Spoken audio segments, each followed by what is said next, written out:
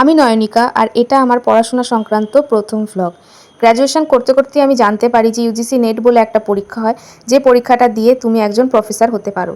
তো তখনই আমি ভেবেছিলাম যদি আমি কোনো সরকারি চাকরির পরীক্ষা দিই বসি, তাহলে কেন না আমি আমার অনার্স পেপারের উপরই দেবো। তাই জন্য তখন থেকেই আমার এই নেটের প্রতি একটা ন্যাক আছে। প্রথম প্রথম পড়ার উদ্দীপনাও ছিল, কিন্তু এখন সেটা গিয়ে একেবারেই নেই।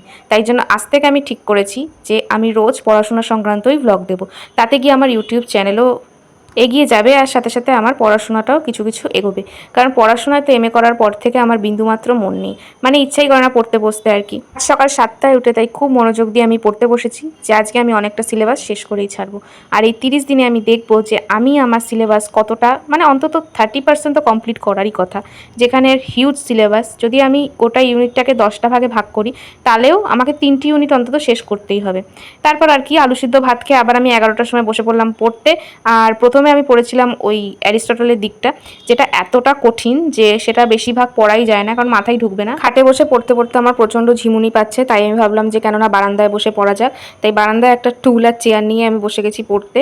এর পড়া পড়ছি আমি অনেক দিন ধরেই, কিন্তু আমার যে কতটা কি মুখস্থ হয়েছে আমি জানি না। আর আমি এখানে এটাই দেখানোর চেষ্টা করছি যে এইভাবে লাইন বে লাইন বলে আমাদের পড়তে হয়। চলো আজকে এই পর্যন্তই, দেখা হবে আবার নেক্সট ব্লগে। টাটা।